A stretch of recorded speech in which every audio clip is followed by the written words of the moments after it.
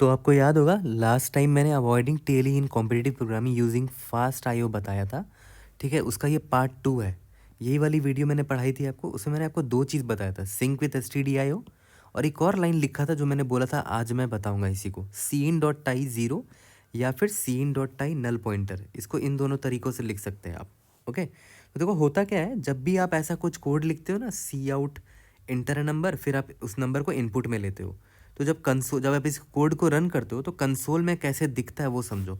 Console में सबसे पहले प्रिंट क्या होता है, इंटर अ नंबर। ठीक है, और फिर सीन, ये फिर क्या होता है, कंसोल में आपको इनपुट देना पड़ता है। तो आप ए के लिए मान लेते कोई इनपुट दिया आपने 5।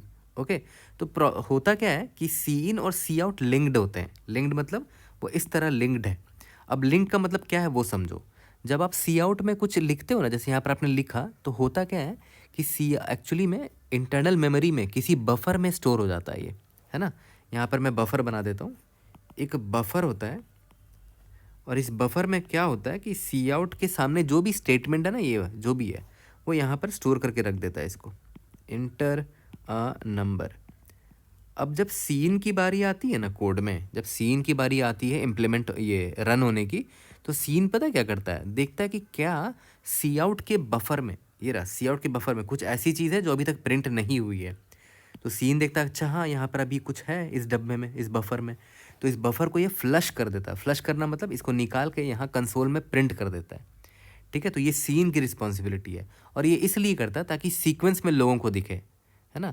मतलब इनपुट लेने से पहले, नंबर इनपुट लेने से पहले इंटर नंबर प्रिंट हो जाए, है ना, वरना उल्टा पुल्टा हो जाएगा। तो पहले इनपुट मांगेगा, उसके बाद लिखा आएगा इंटर अ नंबर, तो इसके पीछे सीक्वेंस होना चाहिए ना।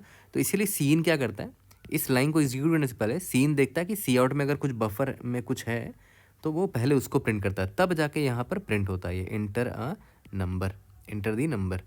उसके बाद सीन अपने आप को एग्जीक्यूट करता है। तो यहाँ पर आप इनपुट मांग रहा है आपसे, तो यहाँ पर इनपुट आप देते हो। ठीक है, तो ये जो लिंकिंग है ना, this is a time taking process, क्योंकि देख रहे हो यहाँ पर फ्लश हो रहा है ऑटोमेटिकली।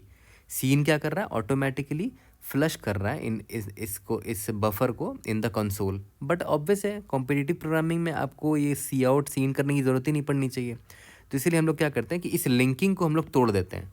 और इस लिंकिंग को तोड़ने का क्या तरीका है, सीन डॉट टाई, मतलब सीन डॉट टाई मतलब जो लिंक्ड है उसको नल मार्क कर दो, नल PTR, या फिर सी इन डॉट टाई ब्रैकेट में 0 लिखोगे तब भी बात बन जाएगी।